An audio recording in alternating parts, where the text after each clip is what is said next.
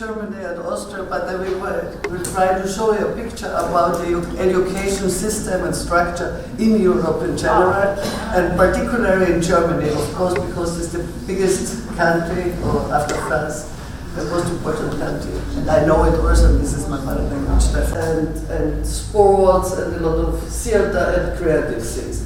What is not always done in public schools because they are very huge, and there's also, then in these schools, what parents also like, and you surely heard that we have a lot of immigrations coming now and already before, because I think in anyway we have old immigration states, but now there are coming new ones, and these private schools, of course, there are no foreigners, or very few foreigners. So parents prefer to give the children in these private schools and not public schools where they are foreigners, because then they're saying, okay, they are the foreigners, they don't speak as well German as we do, our children do, so the level will keep down. They will not be the same level. What is not really proved, but of course you're slowly, when you have children who cannot speak German as you speak. Then is of course the flexibility. So in Germany there are about 3,000 private schools and 700 students. What means it's not really a lot. You cannot compare it to England, and it is also not also in the same character than the British private schools. They're really elite schools, elite schools that in Germany not. When this is 3,000 schools out of, I don't know how much Germany has schools, to 700,000 pupils, it's not really a lot. So it's not a danger that the public school will be abolished. Then Germany has also, I don't know what you have, and mostly Europe, we have schools for mentally and physically handicapped people. Yeah, and we make their school experiences, what they call now the inclusion experience. That means that handicapped physically or mental people and normal pupils, they are together. They're learning together, they're playing together. And of course, if it's physical handicaps, there's always the problem of money, how you can be right, how you can have all things they need, these physical handicaps. But with mentally handicapped people, it seems they made a very good experience, we made a good experience, and this is also, I think it's important also for the sensibilization for these young people, for the children, for the pupils, how to behave in front of handicapped people. So this is the first step. Then we have, that's really unique, we have what we call Berufsschulen. These are schools where you, after secondary school, that means after 15 years, you choose a profession. You want to go to carpenter, or you want to go to hairdresser, or you want to go to locksmith, or whatever. You go to these schools. This means you are starting to go to a company to learn. So you are an apprentice. Yeah, you learn. 3 days, for instance, you are working at a hairdresser or at a carpenter company. And 3 days you are going to school. Or the other system, you are working in the morning and going in the school in the afternoon. So 3 years. This is 3 years. This school, it calls the apprentice school. So this apprentice. And after 3 years, well, the school I will tell you, you learn, you have also mathematics, you have music, you have physics, you have, I don't know, you have history, you have all this, and then you have the specific subjects you need for getting carpenter, hairdresser, locksmith, or any profession you choose. So they will not make the researches in which they are interested and what they want to do. So it is, all this damages the quality of the science and put in question the democratic control of researchers and teaching. This is saying economic is not so good, the collaboration between economy and university is not good. Now Professor Hippler thinks that it's necessary that university and economy is working together in the fields of researches. The researchers are looking for solutions for problems in which the industry is interested. There are fields like cancer research, or exile literature, or chemical researches, pharmaceutical researches, and all the worldwide problem is immigration also, where researchers can help and economy have to work together. So the diversity of the terms makes a university, and to manage this they need cooperation with the economy, says Professor Hippler. In the Council of Universities are nowadays professors, but there are also external economical consultants. They are critical strategic consultants, they call themselves. So he asked, Professor Hippler is asking, where is the evidence that these representatives are using their position in their favor? In the cooperation contracts, they must take care of the universities. It means that the university should have the last word in the choice of the methodic, in publication procedure, and in decision of staff. Professor Hippler said that he believes that the influence, the bad influence, is very seldom. It comes most of the time, of course, from foreign countries. The examples we take from foreign countries, yes, maybe. And the people who are against, the professors who are against working cooperation between economy and university, is saying they're repeating always the same examples.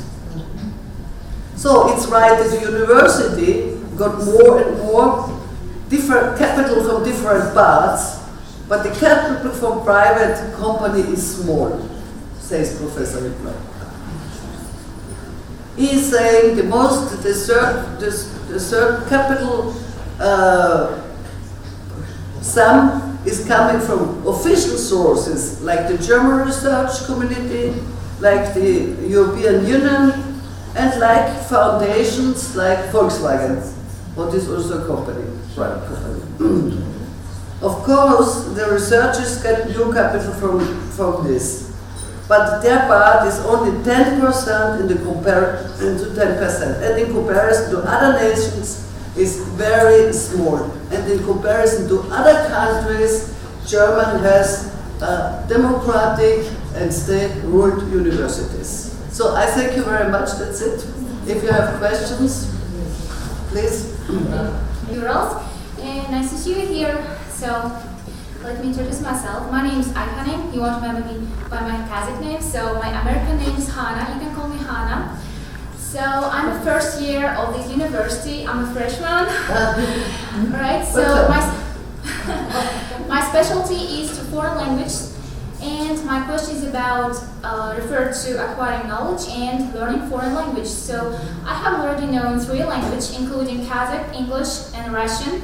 In general, I do speak Kazakh and Russian in conversation with my friends, with my family, and people living here. So sometimes I can get a chance to speak in English with native speakers who are currently studying at our university, and they do live in my dorm.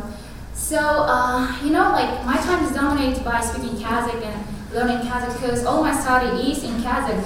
So I don't actually speak in English so often. So one thing that I'm about to learn German on next semester. So my question is how it's gonna be like knowing like 4 languages, because sometimes I have moments to have a cure, like I can't even speak and ponder, and Can I continue?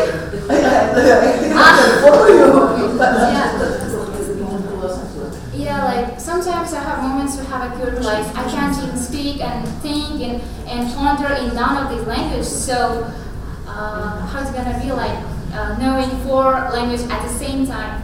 So I think this question you have to ask to because I'm not a professor. I have heard that 3 languages. I have heard that 3 languages. No. That's why I'm asking. 4. Sorry, 4. Yeah, sorry, it's my bad. But I have no problems with this. So I want to hear your advice, like in learning. I cannot give you any advice, because really I am a specialist in languages. I cannot say what you should do, but I think you speak very. This is a great gift that you speak Thank you.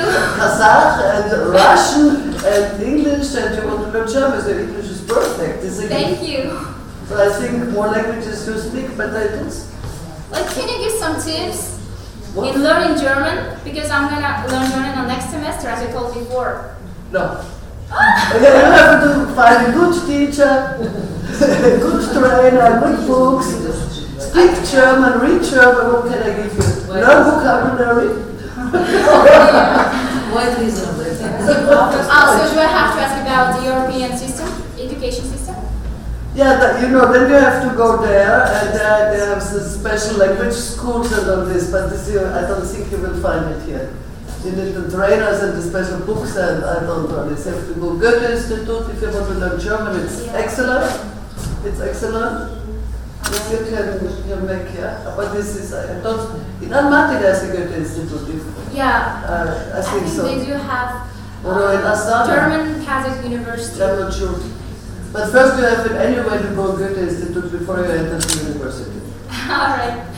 So I'd like to express my gratitude. I'd like to lecture and thank you so much. And we are looking forward to have more lectures like these. So thank you so much. Thank you. You're welcome. My question is about master's degree.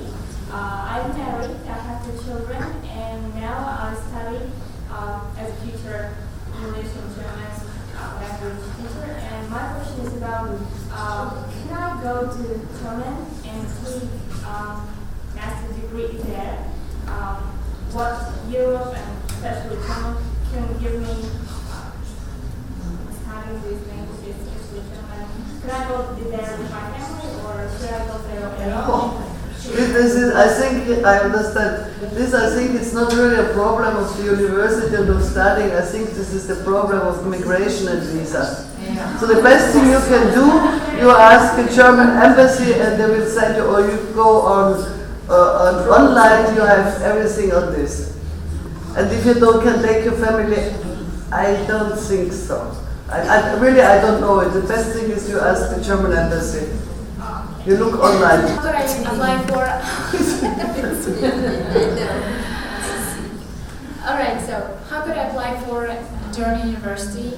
By taking TOEFL test or? No, TOEFL test is for English special.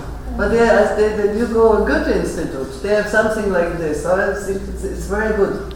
I can tell you that you learn German in 1 year perfect. Okay. So what level do I have to have in German language to apply for a university? German? Yes. Yeah. B1 or C1? Which level?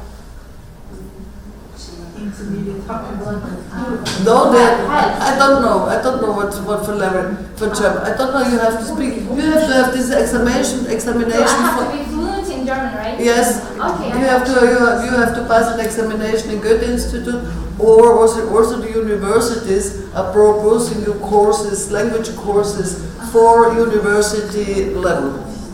And what are the compulsory subjects at German universities? Compulsory. The compulsory subjects? Yes. In what? In Germany. I don't know. Okay. I don't know. Okay, sorry. Vielleicht meinst du das? Deutsch als Fremdsprache? Was sagst du? Vielleicht meinst du DAF, Deutsch als Fremdsprache? Ja, ich weiß das nicht. Ich bin da nicht Spezialist in das Ganze. Aber am besten ist einfach das Goethe-Institut ausschreiben oder die Deutsche Botschaft. Goethe-Institut. Aber gut, das ist sicher gut. Also für Deutsch auf jeden Fall.